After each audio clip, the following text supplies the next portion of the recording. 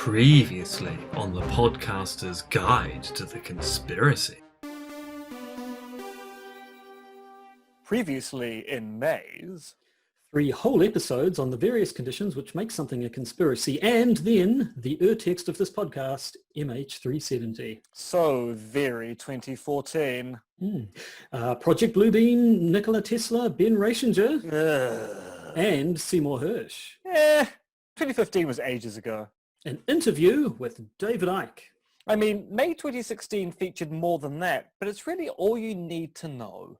Martin Orr, the Koch brothers. That's a weird combo. Trump and his conspiracy theories. Those were the days we pretended Andy Basiago was president, don't you know? And Red Mercury. 2017, the year everything changed. The Prime Minister's husband mixes with an update on MH370. Only 2 episodes back in May 2018. I blame Clark Gayford. Finally, QAnon. Who we haven't really covered on this podcast because it's not actually a conspiracy theory that interests me much at all. And Eric von Daniken. Oh, and not 1 but 2 news episodes. May 2019 was when we changed, and not necessarily for the better. But now, It's time for the Conspiranews. News.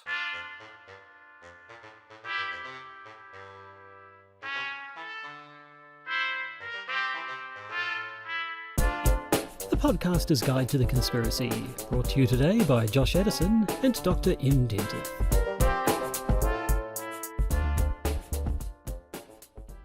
Hello and welcome to the Podcaster's Guide to the Conspiracy. I am Josh Addison in Auckland, New Zealand, and back once again in the balmy shores of Hamilton is Dr. M. Shores? R. Extended. Shores? I mean, I know there's a river here, but it's not really... The balmy banks of Hamilton. How's that? Okay, I mean, there are an awful lot of banks on the main drag, so I will take it. There's also a casino, which, though Auckland has a casino and Wellington has a casino, I really don't think Hamilton is big enough to have a casino, and also shouldn't have one anyway because Auckland and Wellington shouldn't have one, so, you know, casino. Yes, odd. But yes, so we managed 1 week. We managed to co-locate for a single week in between the lockdown ending and them heading back down to Hamilton. Freezingly cold Hamilton. Are the universities open? Well, the campus is open, so I can go into the office. There are no students on campus, and there probably won't be until the beginning of next year, because the university has decided that trimester B, because we have trimesters here, not semesters, is going to be online, because if there's any outbreak of COVID-19 on campus, the campus by edict must shut down and go into lockdown. So there's just no point even trying to teach face-to-face next semester. Mm-hmm. There will be labs and field trips, but they're trying to work out how to negotiate those in just the right way to minimize risk. Indeed. Well, my COVID update is that the company where I work has reopened its office, but sort of is rationing our time there. So they sort of have half the staff in for some of the week and half the staff in for the other, so we can all be spaced out. But I wouldn't know, because they've also said, and if you want, for now, you can just keep on working from home. So I have. So that's me, still working at home, still business as usual, still COVID-19. COVID-19 all the time. And you know what also is all the time? Age, the spectre of death. Right, so I was going to go birthdays, but yes, why not go for the more threatening notion? We need to wish a very special happy birthday to someone out there listening to this podcast right now. Drew, we know you're listening, and Drew, we love you. Happy birthday. I mean, it was a few days ago. I'm aware of that. But of course, these podcasts are recorded not on your birthday, but according to our own special timetable. We're still taking time out to say, Drew, happy birthday to you. Yeah. One step closer to the grave, to the inky void and decrepitude that await us all. Congratulations. Yep. You've got 3 years. Now, it is the end of the month, which means it's time for a news episode. We didn't do a news episode last month. Why didn't we do one last month? Partly because we couldn't be bothered. Yeah, no, it was but just something else- COVID-19, COVID-19, COVID-19, COVID-19, COVID-19, COVID-19, COVID-19, COVID-19. And I think we had COVID-19. something more interesting to talk about, so we did. I can't remember what that was now. I believe it was actually the interview with Joe. Oh, the interview, of course. Yes, had an interview ready, ripe and rearing to go. So, yeah. But yes, no, we should get back to it. Our patrons who tune into the bonus content will have been getting various news updates over the last couple of months. And we have some of them to follow up on, and looking at our list, a bit of new stuff as well. So why don't we pile straight into it then? Yes, let's head straight into the news. Breaking conspiracy theories in the news. Right, shall we start locally then? Yes, let's go. Bit of Actually, local there's happenings. actually a bit of a theme to our first few news updates. They're all about leaders. And what better way to start than the fact that our country has a new leader of the opposition? Yes, so earlier this week, Todd Muller replaced the current leader of the opposition, Simon Bridges. Todd Muller, a man no one in the country had heard of, as far as I'm aware. So I was aware of him for a few things prior. The hat, which we'll be talking about at some point in this discussion, was actually brought up in a spin-off piece sometime last year.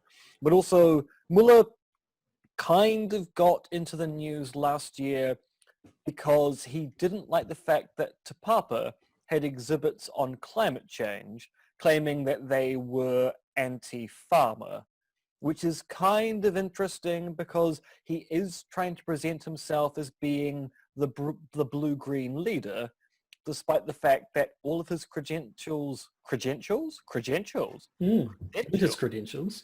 indicate that he's actually pretty much a farmer through and through, and the greenery of his blue livery is basically a hastily painted on facade. Now, this is a conspiracy theory podcast, but there is, of course, the conspiratory angle, because this is all, it came up quickly. Could it be referred to as a coup? I think, well, so herein lies the issue.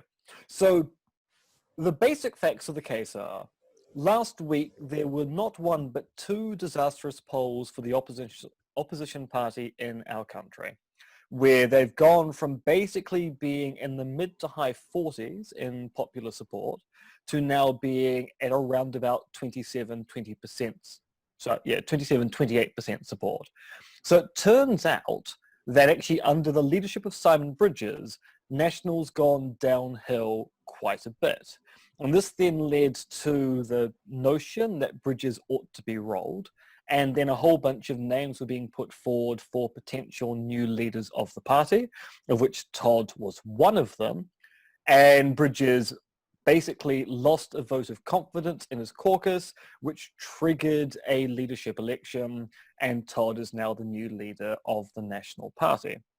The thing is, whilst he is going, oh no, it was a spur of the moment thing, I've never had any particular plan for being leader of the National Party, everyone else is going, that's not true. You've talked about wanting to be leader of the National Party for quite some time. When there was the last leadership contest, you were contesting for deputy leader of the opposition, and it was quite clear from what you were saying at that particular point in time, that was your test run for wanting to be leader. Actually, you've wanted to be leader for a while.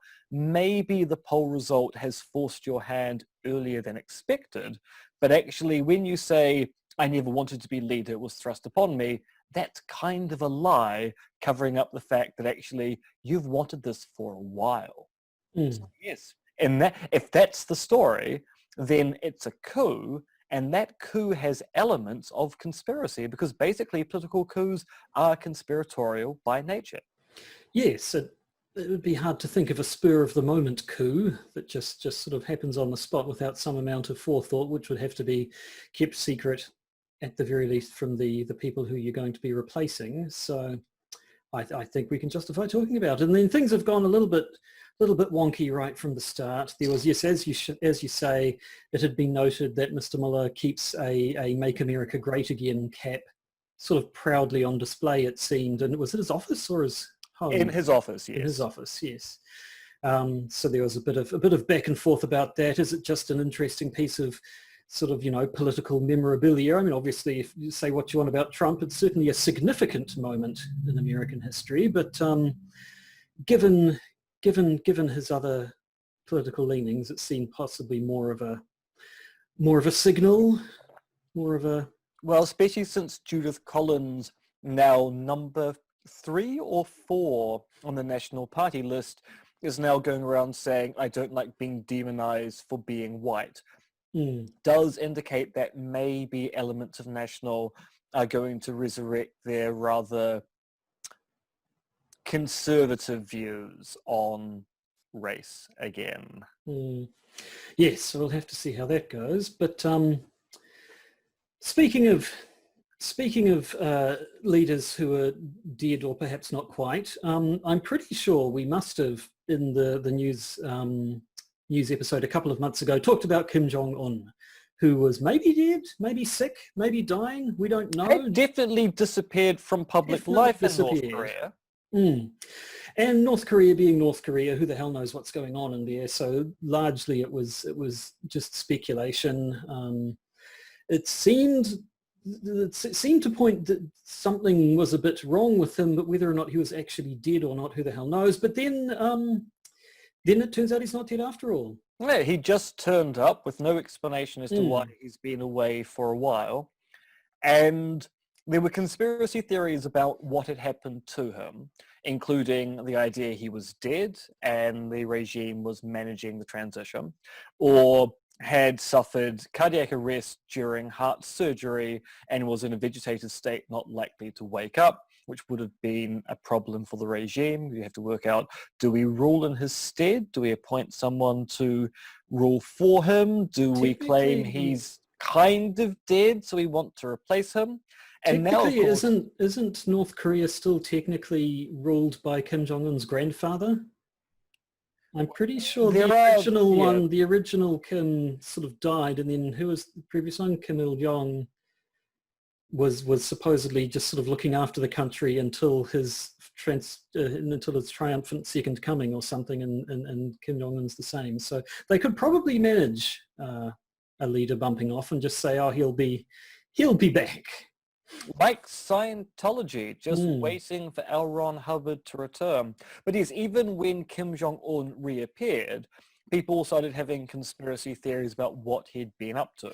And the thing is, we do not know, and we probably won't ever know what happened in that 6-week kind of weird interregnum in North Korea. And in the absence of any solid information, people are theorizing like it's going out of fashion.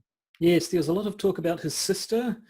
A lot of people saying, she is the one who'd probably take over. So if you start seeing a lot more of her on the television, then that means she's gearing up to take over, and something must be wrong with him. But I don't know. It's North Korea. That's all you can say. It's North Korea. Indeed. Now, going from the north to the south, what's been happening in Venezuela, Joshua? The south of the Americas. Yes. So I know we definitely talked about this in Patreon episodes. There seems to have been something resembling a coup / assassination attempt / something.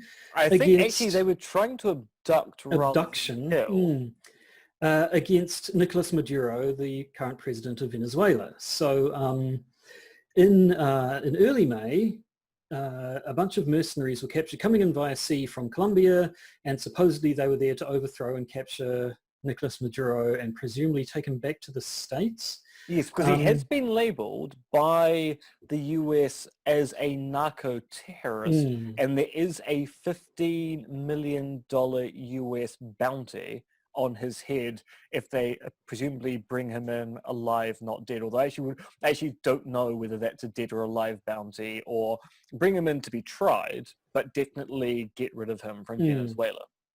Now, it turned out the people behind this attempted overthrow, which failed. some of them were killed, some of them were captured. The whole thing came out. It sounds like it was all a little bit of a cock-up, really, and that I think people they were supposed to be working with sold them out straight away or something. It does sound like the mercenaries thought that they would be celebrated as liberators.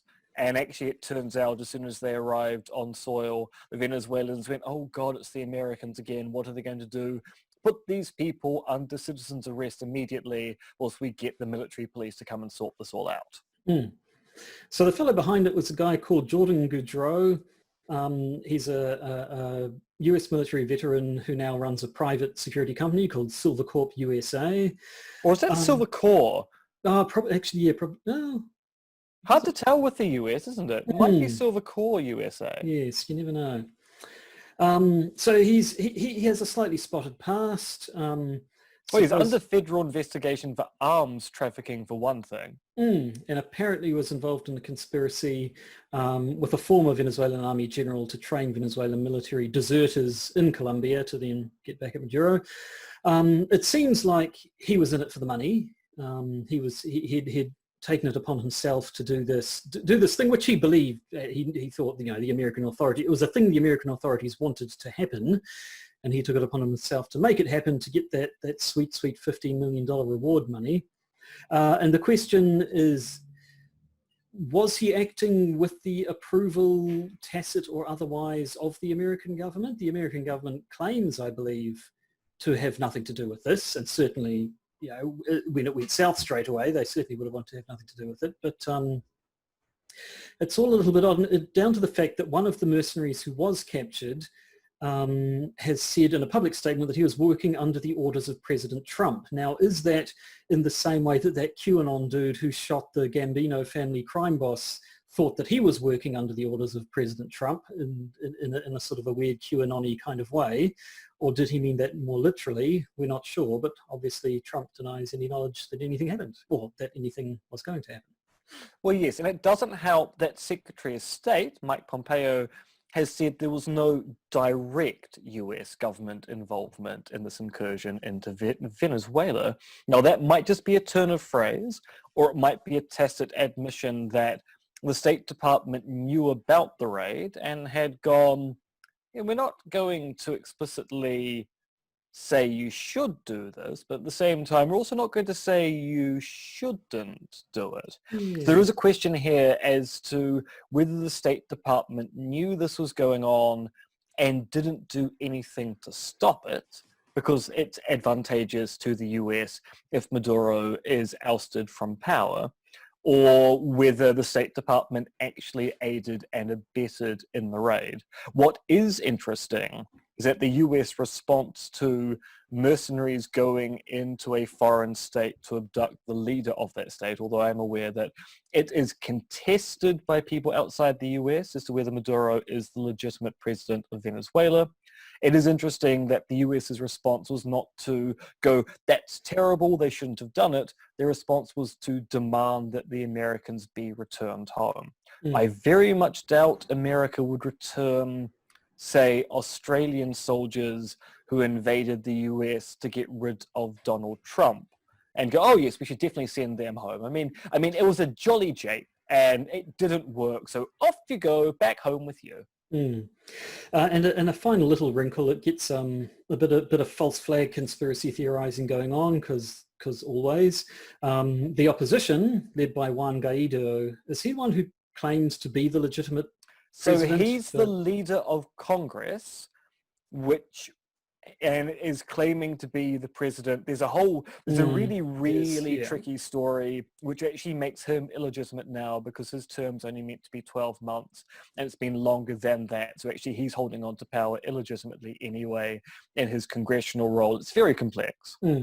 But he has made the claim that this whole thing was actually orchestrated by Maduro to sort of set this thing up to fail, so that he could say, look how embattled I am. Here's America sending off people to try and get me. So, and actually, that's another wrinkle to it. That has elements of the MEHOP and LEHOP hypothesis, because you can either go, Maduro knew about the raid and prepared to stop it, or he organized the raid and was responsible for it as a PR stunt.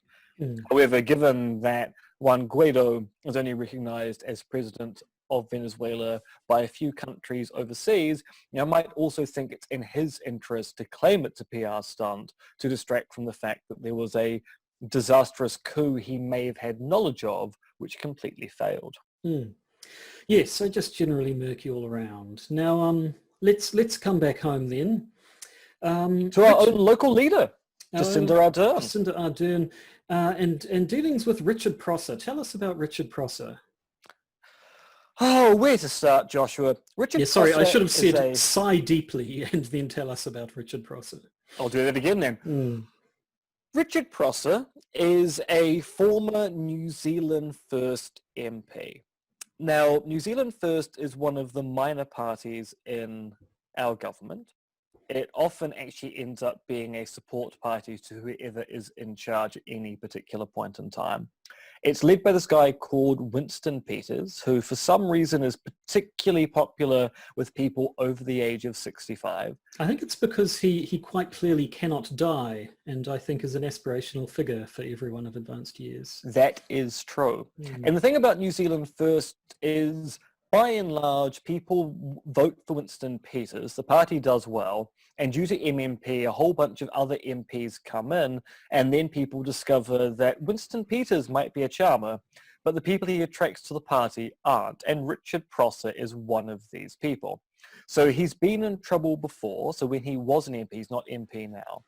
He blamed troubles in the country on Islam, has claimed that feminism means that Western society has been hijacked by a conspiracy of silly little girls, had huge issues with Sikhs and the way that they carry a ceremonial knife and are allowed onto planes, which turned out to be due to the fact that he carried a pocket knife onto a plane and had it confiscated. So basically he was just pissy about not following the rules and took it out on an entire group of people in the country as a result. He's no longer in Parliament, which means he's probably spending too much time on the internet and writing blog posts, because he's written a blog post on his own personal blog, richardprosser.com, about how Jacinda Ardern is enabling the plandemic. Plandemic, why? That's the title of that COVID video that's been going around. The one that you wouldn't let us cover on this podcast. You didn't want to give it any airtime. Well, that's true. Joke's on you. We have to talk about it now because of Richard Tosser Prosser. Son of a bitch. So yes, he's claimed that Jacinda Ardern, former president of the International Union of Socialist Youth, which is true, but emphasis mine, right before she first became an MP and not long after she had spent a couple of years as a senior advisor in Tony Blair's spin department, has been a key player in it for a decade and a half. Yeah, so so 15 years in the making. She's been planning, along with her other mates in socialism, to bring about this plandemic and organized appearance of a virus sweeping the nation and indeed the world in order to engage in a great reduction in the population in the developed world and the virtual enslavement of the remainder, with a totalitarian surveillance one world police state having one government, one currency, and one recognized authority. And they're to do that through the usual mechanisms of forced vaccination, microchipping, and the like. Have you seen the thing that's been going around the social medias at the moment, the imagined conversation between Bill Gates and his advisor saying, "Oh yes, yeah, we need to get tracking microchips into everybody." What I'm thinking is, hold on, wait. Can we just use a cell phone? Yes, yeah, we could invent a virus and then invent a vaccine for it and then inject microchips. No, wait. We could just use their phones. Yeah.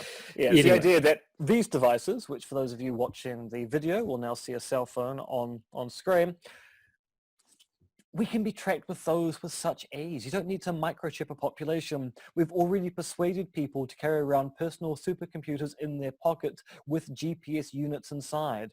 Microchipping is pointless. We've all got cell phones. Anyway, and yes, so COVID. So I understand he calls it COVID-19. Is that because it's all a con? It's a con. Right. And now I should point out, the people who are meant to be behind this plan are ye bog standard international finance and the old banking cartels. which does seem ever so slightly crypto-anti-Semitic, given that those are usually the coded phrases we use for saying it's the Jews. Mm. And it kind of fits in with something I've been saying a lot in the media.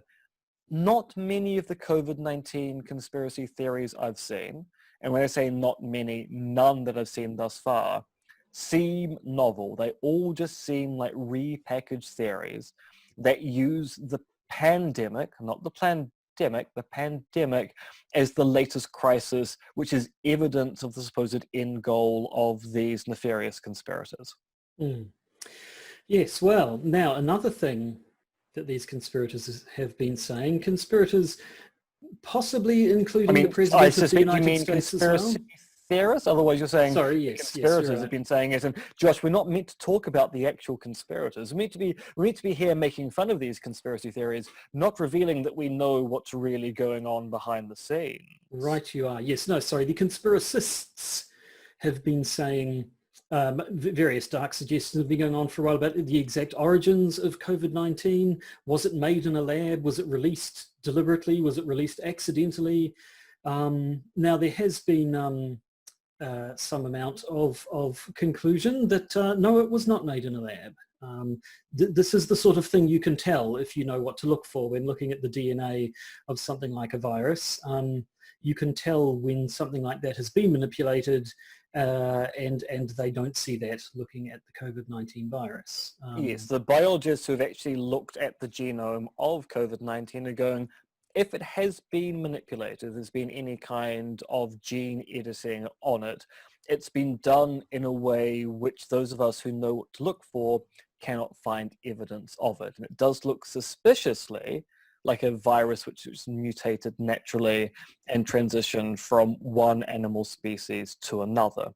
Now, a lot of this debate about COVID-19 being developed in a lab has centered on a lab in Wuhan in China, which does do studies of coronaviruses.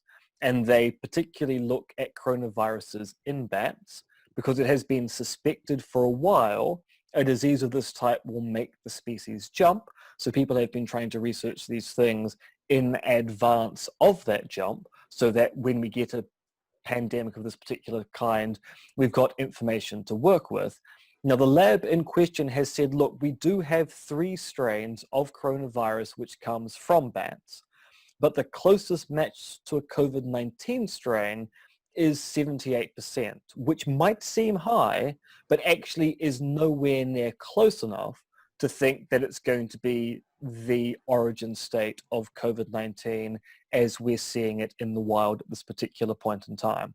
So intelligence agencies, scientists, and the like have all said, look, there really isn't any evidence COVID-19 came from a lab, but that hasn't stopped elements within the US administration from making that claim regardless of the evidence, has it, Joshua?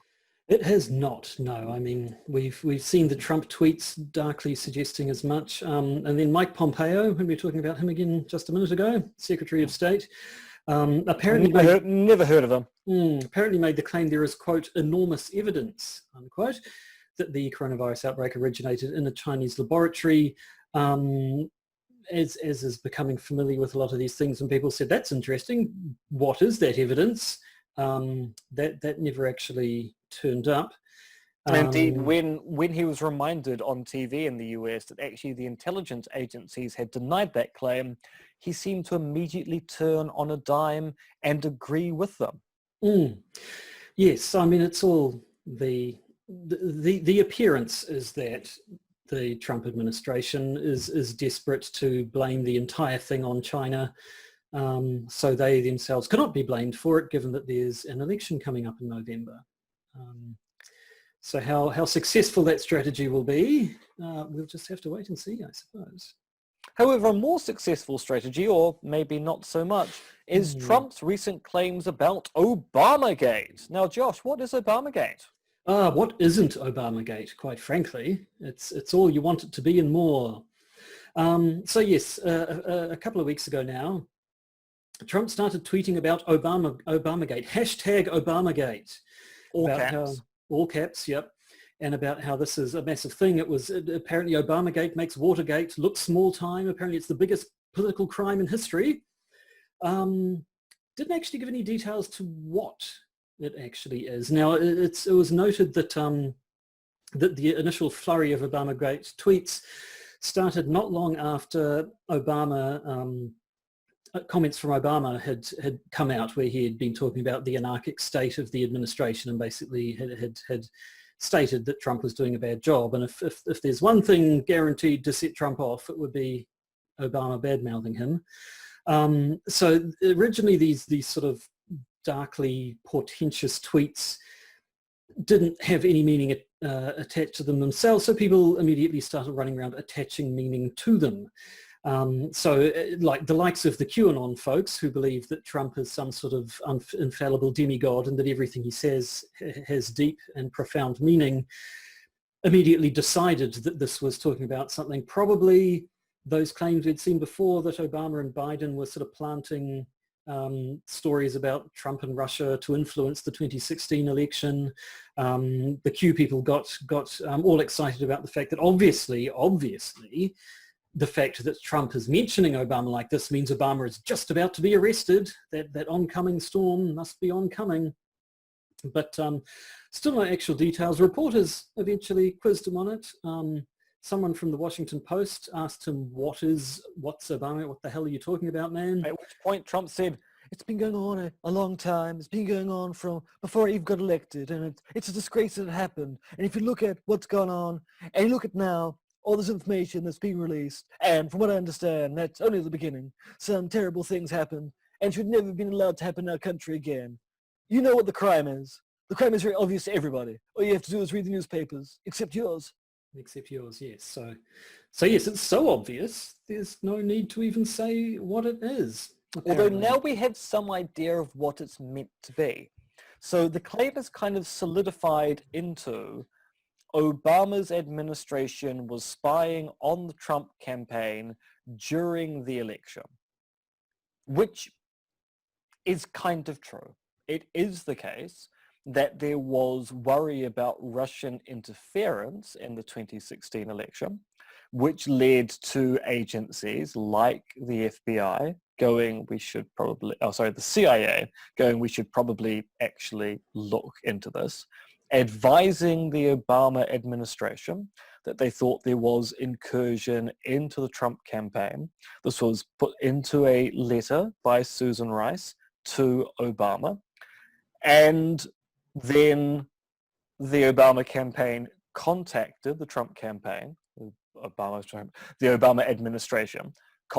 Oh dear, sorry, that's a little bit of a burp there. That wasn't very delicate. You are worse than a beast. It's true. So the Obama administration contacted the Trump campaign. That's not quite the story that's come out in the media, though, is it?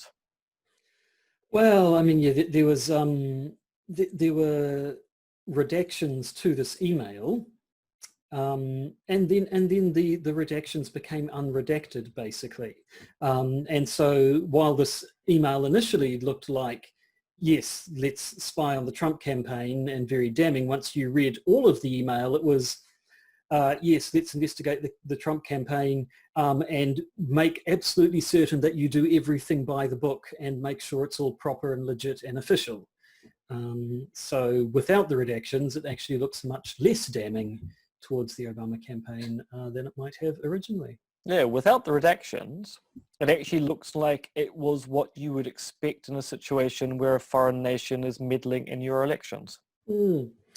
Now, instead of meddling in elections, let's meddle in David Icke. His YouTube page is gone. It's a shame. Or yes. Is it? Well, so Icke has been having a bit of issue with the social medias in the same way that Alex Jones had issues with the social medias as of last year.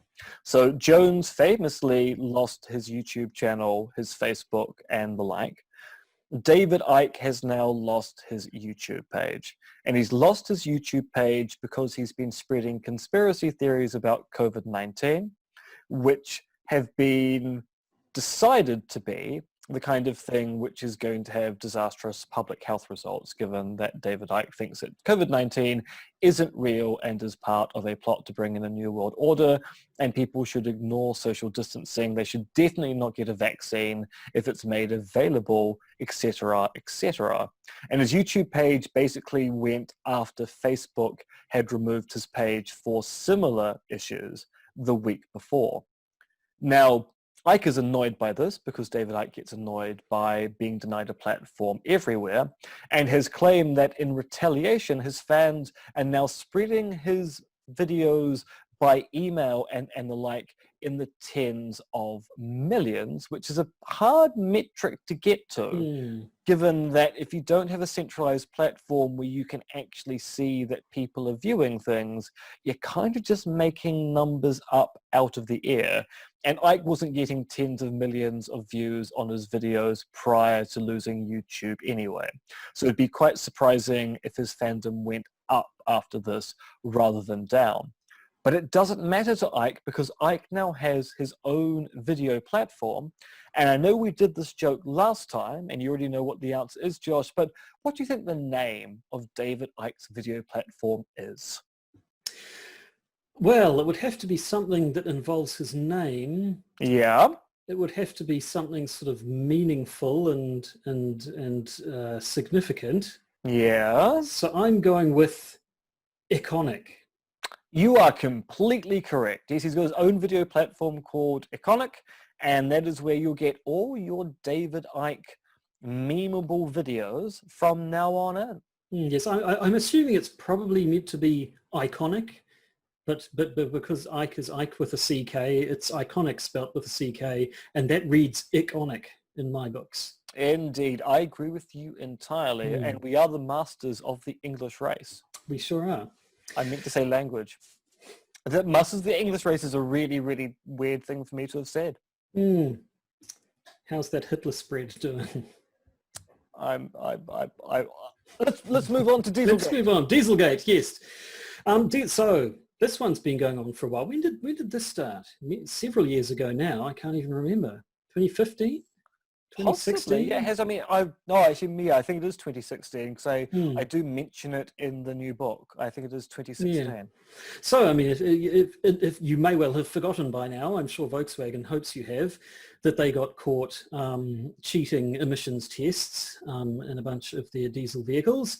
And there were a bunch of court cases and so on and so forth. But the latest one is that they've lost a battle around compensation for people who bought their emissions cheating vehicles.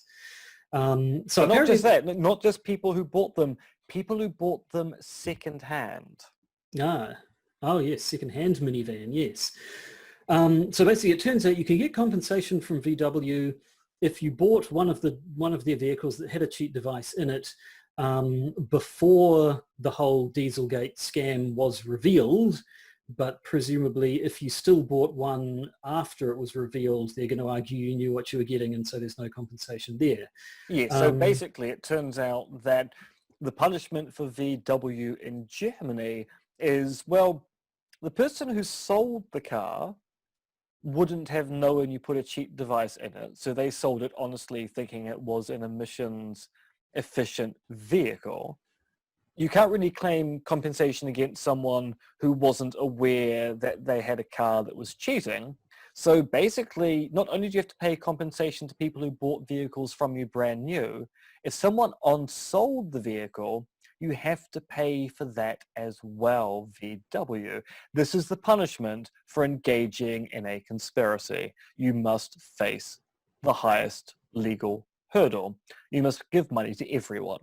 Now this is most likely the end of the litigation related to this case, but as we've said in the past, this is not the first time car manufacturers have been caught cheating on their emissions tests. I mean, it goes all the way back to when was it? The 70s was the first time? Yeah, cars and trucks. I mean, basically, if it's got an engine in it, someone who manufactures it has cheated about emissions at some point in time. So it would be nice to think that manufacturers have learnt their lesson over this and will actually work harder to get their cars meeting the emission standards they claim that they meet. But if history is any guide, we may well be back here in a few years' time having a similar argument over a similar thing, probably with a different company, who knows. But yeah, it would be surprising if this were to be the end of it. No, basically they've conspired in the past. We've got no good reason to think they won't conspire again in the future.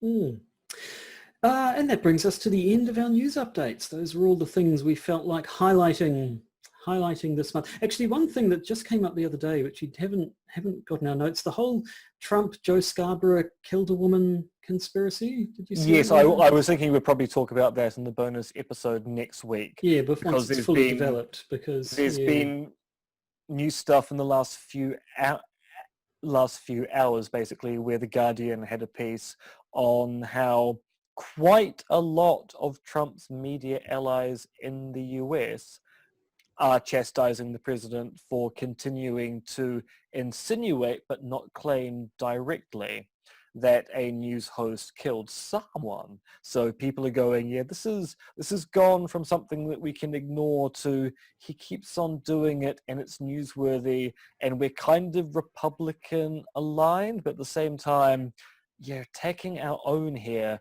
and that's just not right. So yes, I suspect there'll be a lot more on this wait to next see what week develops. after Trump has burnt bridges with every single media organization in the US. So that's all for now.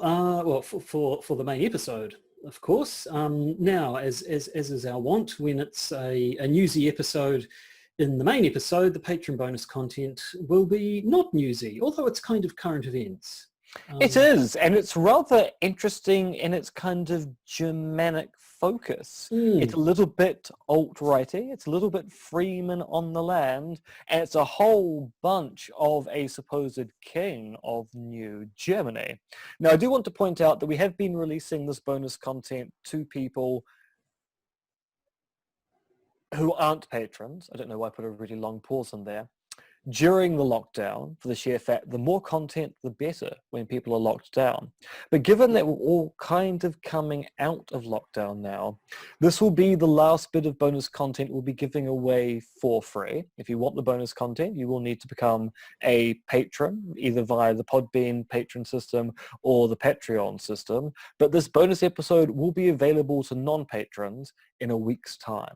But it's the last time, I tell you, unless of course we get another outbreak of COVID-19, and then who knows? Yes. So yes, if you want to hear about Peter I, the new king of New Germany, tune into our Patreon episode. But otherwise, it is simply time for us to say goodbye. Murder, She Wrote. Is that your new catchphrase? Yeah. It's like not very it. good, is it? Okay, fine. All right. It's fantastic. It's all very Magnum PI. They did a crossover, you know. Murder, She Wrote and Magnum PI. Yes, they did. And then Tom Selleck's mustache guest starred on an episode of Knight Rider. I'm just making stuff up now because it's the end of the episode and we've run out of things to say. No, so Tom Selleck's mustache did guest star in Friends. In the rather creepy going out with Monica stuff. And then that was when Tom Selleck shaved it and everyone was like, what the hell's gone wrong with your face, man? It's true. I mean, basically, his fame was basically the mustache. I think so, yeah. Anyway, we're rambling now. Time to knock this thing on the head and simply say to you goodbye. Murder, She Wrote.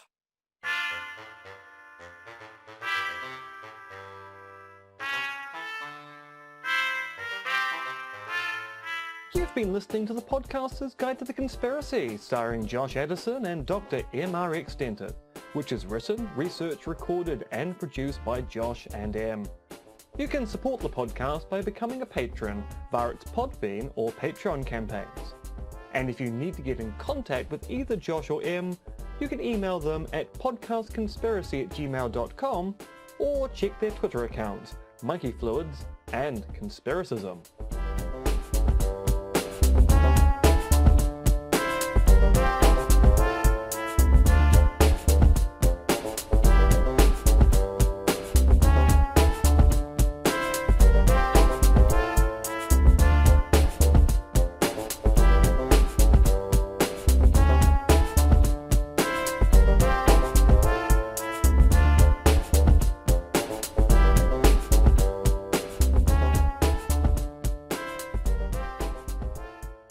And remember, they're coming to get you, Barbara.